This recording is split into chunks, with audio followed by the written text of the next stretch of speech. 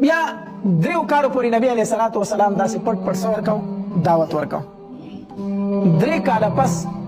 نبی علیه الصلاة والسلام باندې دا آیت نازل شو چې وانذر عشیرتک الاقربین د الله پاک پیغمبره دعوت ښکاره شروع کړه دعوت ښکاره شروع کړه او لومبې شروع د خپلو رشته دارو نه وکړه لومبې دوی ته دعوت ورکړه نو چې کله دا آیت نازل شو وانذر عشیرتک الاقربین نو نبی علیه الصلاة والسلام د صفا غونډۍ د غونډکۍ ته به راوخته نبی علیه السلام د صفا غونډۍ باندې ودرېدو او د قریشو د یو مشر نوم یې واخیستو اواز یې ورکړو نو ټول راجمع شو نو په دوی کې د نبی علیه الصلاة والسلام خپل سکتر ابو لهب هم ابو لهب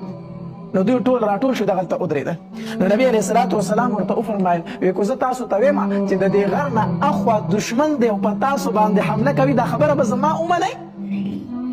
نو د قریشو ټولو سردارانو په یو اواز ووي بلکل منو مونږه ځکه ته صدیق او امین یې موږ ستا نه تر اوسه پورې دروغ نه دي اورېدلي نن به موږ ته څه دروغ ووایي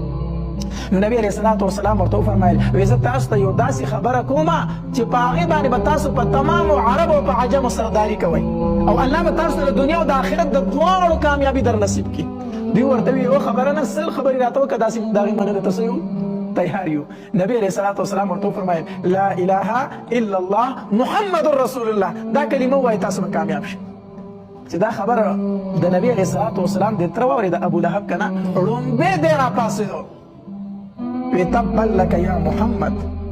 اے محمد هلاک شي صلی الله علیه وسلم اے محمد هلاک شي ټوله ورځ دې موږ دې خبرې ته ودرولي وو دې نه دې راجمع کړي وو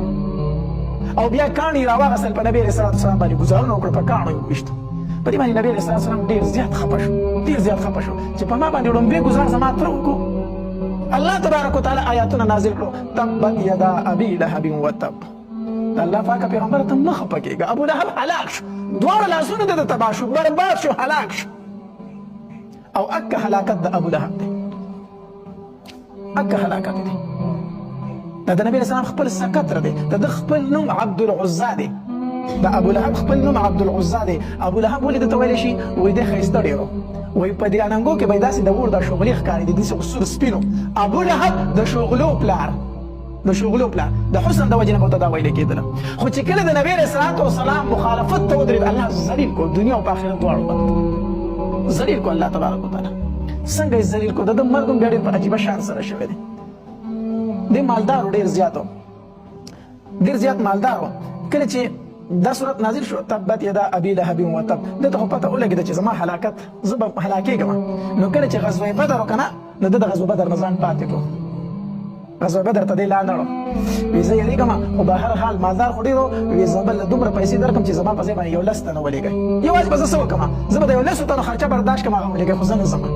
پته ورته وه که نه چې که لاړم الله مې ذلیل کوي نو د غزوه بدر نه دی پاتې شو خو د غزوه بدر نه پاتې شو چې الله د چا هلاکت وغواړي هغه نشي بچ کېدی الله تبارک وتعالی ته د بدن باندې د طاعون مرض راوستو طاعون مرض دا یو داسې مرض دی که نه چې دا بدن ټول د نوونو ډک شي دا بدن د نوونو ډک شي ټول بدن یې د نوونو ډک شو د طاعون مرض پرې راغی او خواله به یې څوک ورتلل نه او په دغې طاعون مرض باندې دی مړ شو نو چې کله مړ شو نو د ده لاش ته هم چا لاس نه ورلو خپل زامن یې د ده لاش ته لاس نه شو ورړلی لکه تېره ورځ تاسو وایي دا څنګه مرض دی هغه کرونا مرض خو ستاسو یاد دی که نه زوی به پروت او مور به ورته جوړل خو لاس به ورته نه ورلو ځکه که لاس ورته ورلم دا مرض کې به ما لګي بیا زه مړه کېږم دا طاعون هم داسې مرض دی دا بل ته لګي نو زامنو یې څه په دیکو میکو هغه لاش او په طریقه باندې کوسې ته ورته وکړو هغه لاش یې کوسې ته ویستو چې کوسې ته ویستو بیا د شرم د وجې نه چې خلک به رانه پیغور راکوي یو څو حبشو غلامانو هغوی له پیسې ورکړي ویې دی د دې ځای نه لرې کړی بوی یې کړی دی بوی یې کړی دې ځای نه یې لر کوي هغوی بیا وره یو کوی والا وکړستو هغې ته ورته وکړو هغې کې ښخ دا د ابولهب بیا څه دی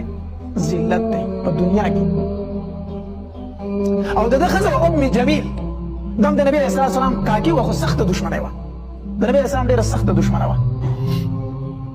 او چې کله دا آیت نازل شو که نه چې تبت یدا ابي لهب وتب وایي دا راله چې ښه زما متعلق زه دا خبرې دی کوي نو راله ګټې یې راغستې او خانه کعبې ته را روانه ده ګټې یې راغستې چې نبي اسلام په ګټو ولمه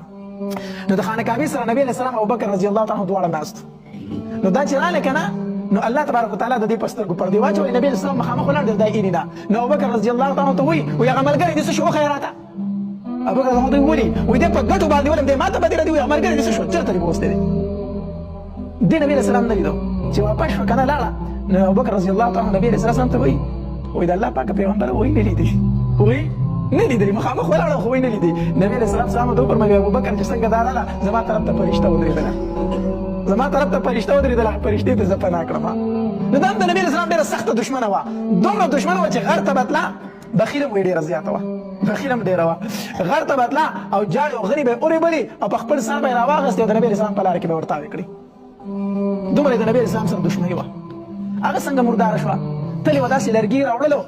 نو دا رسۍ دې سر ته اچولې دا ګېډه چې خلک ولې دا پړی دې سر ته اړم کړي که نه دې تندي ته نو هغه پړی دې تندي ته اړم کړی نو هغه روغ مړی ته اړم شو چې مړی ته هغه په شا لاړه پانسي شوله نو په هغې ځای د لرګو سره مړه شوه لرګو سره مړه شوه الله تبارک تعالی فرمایي فی جیدها حبل من مسد نو د هغې په مرۍ کې پړی پروت دی نو دوه مطلب علما لیکي د دې حدیث یو مطلب دا دی چې دا په دنیا کې داسې مړه شوله چې په مرۍ باندې پړی راغی دویم مطلب دا بیانوي چې کله دا په میدان محشر کې راپاسي نو هم د لرګو دا ګېډې به یې په سر راغستې او را روانه به ځکه انسان چې په کوم حالت کې مړ شي نو په هغې حالت کې به پاسي هم که نه نو دا مړه هم په داسې حالت کې شو د نبي علیه السلام په دښمنۍ